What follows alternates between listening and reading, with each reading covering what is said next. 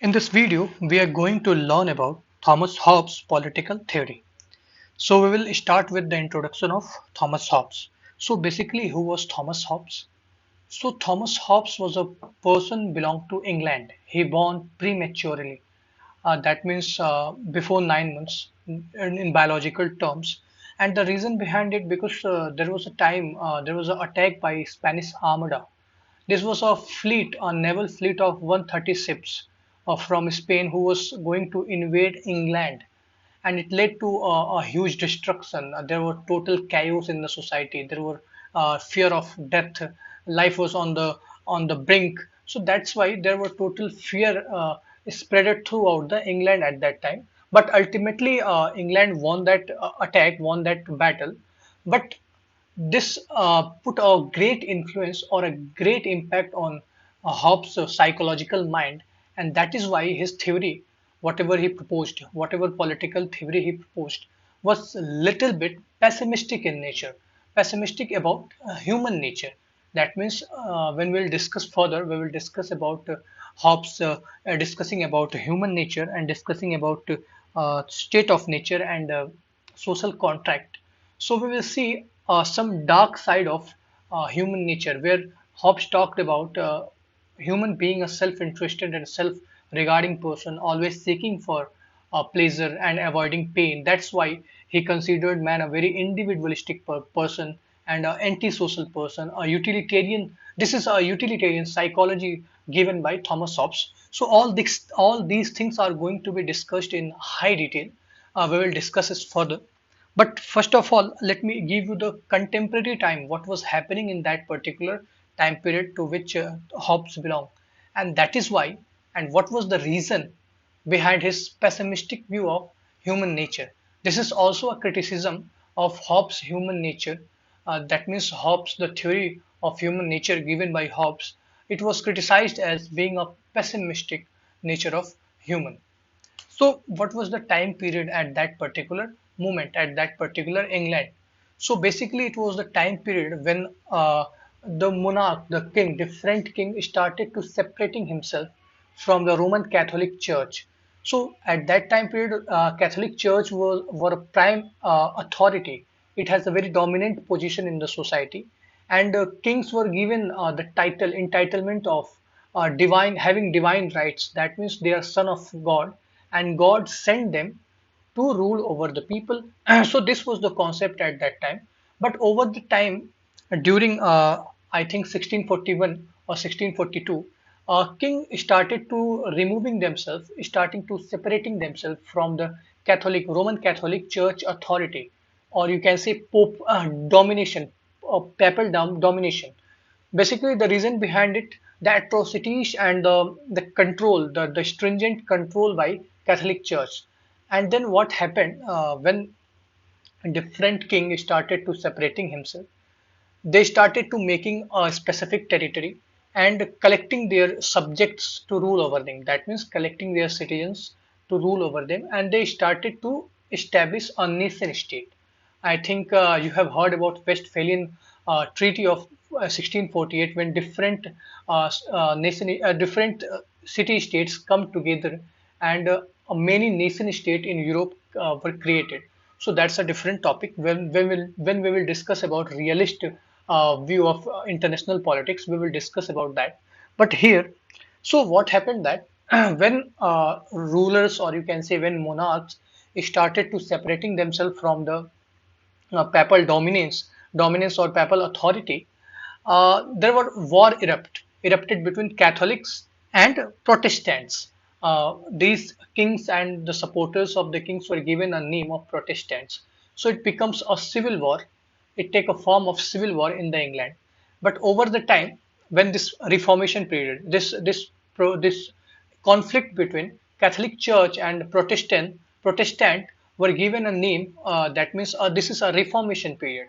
But after this Reformation period ended, or you can say when this Reformation period ended, a new conflict emerged, and this conflict was among these Protestants.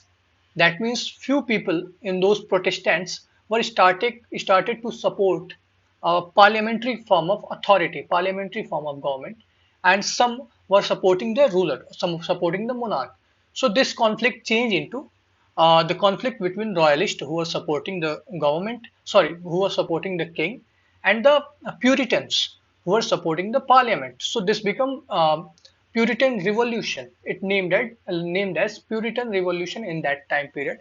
But over the time, I think 1688, this Puritan Revolution ended, and the parliamentary authority was restored in the England. So this was the whole structure, this was the whole happening of events were there in the England. So this put a huge impact on Hobbes' psychological nature of mind, because whatever you consider, whatever you spectate in your society, it influences you. This is a process of socialization. Whatever you learn inside your the things which you generate in your belief and in your value system is the outcome of socialization process. The values which you inherit from your father, your mother, your family, your society, the charismatic leaders of that particular time, the revolutions happening. So these all impacted the whole psychological mind of Thomas Hobbes. And that's why Thomas Hobbes considered himself, that means I and fear born twin. This is a very famous quote given by Hobbes. That means this is Hobbes. That means I and fear born twin. That means मैं और डर fear दोनों जुड़वा जन्म. That means during the Spanish Armada he took birth prematurely, and after that he faced the chaotic period. A lot of struggle were happening, killing of people, innocent people were happening. So these all things impacted him highly. So that's why he gave this statement that I and fear born twin. Now when we'll discuss about Hobbes, the nature of Hobbes. So Hobbes was considered as materialist, utilitarian, and greatest of all individualist. Now these things we will discuss in detail when we'll discuss about human nature, the theory of human nature proposed by Hobbes. Human nature. Now he was absolutist and was the first one who gave complete theory of sovereignty. So he gave the theory of sovereignty because he supported the state, the authority, the dominant authority of state over the people. But he also considered people with the right to life, because in his time period, life was at the brink. People were killing with by the different rulers, different enemies. So that's why he gave priority to right to life. Now, he supported mechanistic view of state. That means state being a machine to only protect the right to life of people. So state as a machine. We will discuss about it also when we will discuss about the state of nature and the social contract. This is a very important theory. Now, and he was the first who gave theory of right to life, because it was the thing, right to life was the thing which was not available at that time period when Hobbes belonged. Now according to Macpherson, Hobbes was a scholar of bourgeois class. Bourgeois class means the economic class, the a group of people who are ruling the society, a highly rich class, or you can say the class with high amount of money and high amount of reputation in the society. So these called as bourgeois class. Now, this was the whole introduction and the time period to which Hobbes belonged. Now, let me revise it again so that you can understand it properly. So, basically, the Hobbes born prematurely in 1588 in England because of Spanish Armada. It was a fleet of 130 naval ships who invaded England to capture it. So, it changed into civil war, not civil war. It's a war between England and Spain, but ultimately England emerged victorious in that particular war. But later on in 1641 or 42, the monarch started to removing themselves from the papal dominance, and they started to creating their own nation state with their particular territory and sovereignty over their subjects. So later on this converted into the conflict between Catholic Church and the Protestants, which later on, after the Reformation period, it converted into Royalist versus Puritan. So Royalist being the supporter of monarch and Puritan being the supporter of parliamentary form of government. But ultimately, this parliamentary form of government emerged victorious in that particular case also. So This was the whole scenario. This was the whole contemporary time which was happening in that particular England. So now, now we discussed about contemporary social condition.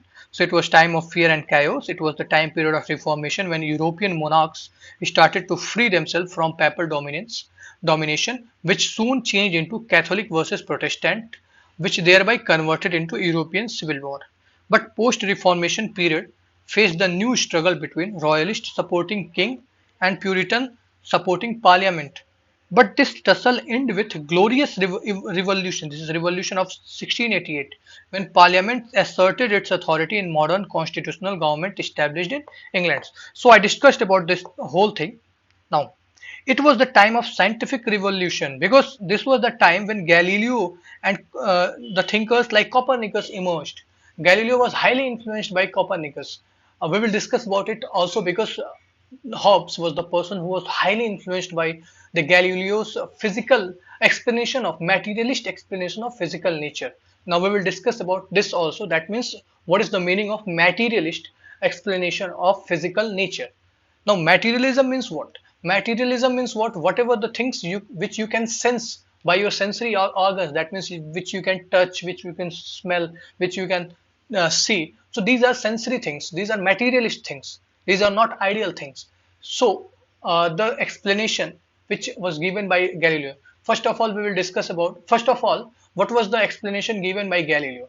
So Galileo upholded or demonstrated the theory proposed by Copernicus that sun is in the center, and earth and other things are surrounding the sun. Earlier it was considered that earth is in the center and all the things, sun or other planets, were surrounding it.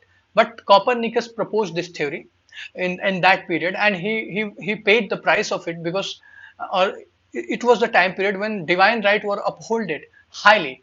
So that's why he went against the god and kind of concept. That's why he and Galileo both were paid the price for that explanation.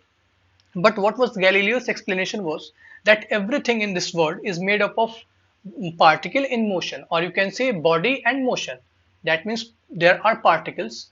Let us suppose there is atom in which electrons are, and they are moving around the nucleus. So this is the concept of Galileo also. That means everything in this world, that is a materialist explanation. That means everything in this world, in this universe, is made up of particles, and those particles are moving in the motion, and in the motion they are producing the whole phenomena, whole event. So this is a lump sum explanation of Galileo's physical nature of Galileo's materialist explanation of physical nature or universe. Now Hobbes was highly influenced of it because he considered the same theory and converted it to explain the human nature, to explain the psychology of human nature, to explain the scientific theory of politics, or you can say to explain the science of politics, or you can say to explain the political science. So this was the Hobbes' idea, to take the influence, to take the methodology of Galileo and try to inculcate in the explanation of science of politics. Now we will first discuss about human nature because this was the direct this concept has direct influence of Galileo's materialist explanation of physical nature. So let's jump onto the explanation of human nature, and please try to listen it very carefully because this is very important topic. When you will consider it, when you will understand it, then you will easily understand the social contract theory, and then you will easily understand the concept of nature of state. So let's discuss about human nature. Now before this, as I discussed about Hobbes' methodology, that Hobbes was highly influenced by Galileo, who demonstrated that Copernicus' discovery that the sun rather than earth is at the center of solar system, and this whole universe could be understood without any teleological explanation. Now this teleological explanation means explanations like divine right or right of this authority of God. So he goes beyond this and try to give the materialistic explanation. That means whatever you can see you through your eyes, whatever you can sense with your sensory organs, Now, in his book Leviathan, he attempted to demonstrate that Galilean physics provide a model for human psychology, which lays the foundation of a genuine science of politics.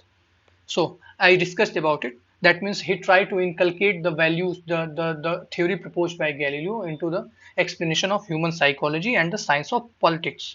So basically, he rejected the concept of divine rights by royalists and resorted to science of material reality. That means what was the theory proposed by royalists? Because they were supporter of kings, so obviously king want to sustain his authority over the people, so they gave the concept of divine right. That means they were given the right from God to rule on those people. What was his materialist analysis? So basically, in his materialist explanation of universe, Galileo argued that everything in the universe is made up of body and motion.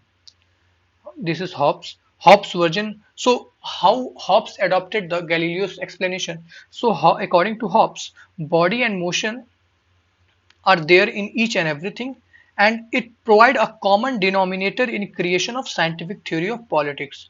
Now, what is this meaning of common denominator? So common denominator means what? That means you need something to analyze. And what is that thing to analyze? So suppose if you are looking at the colors, let me give an example. If you are looking at the colors and there are multiple colors, so what is the basis to analyze different colors and why those colors are appearing through your in your eyes? That is the question. So basically, the common denominator in those colors is the light.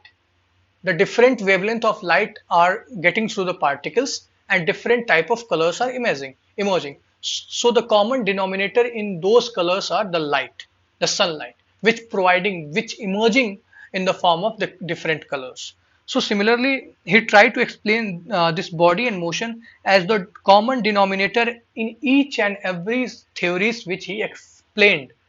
So this was the Hobbes methodology. Now, according to Michael Okesott, the Leviathan is the greatest, perhaps the sole masterpiece of political philosophy written in the English language. So this is a scholar who supported Hobbes, and this is Galileo, and he gave this statement. We have to use this in the examination.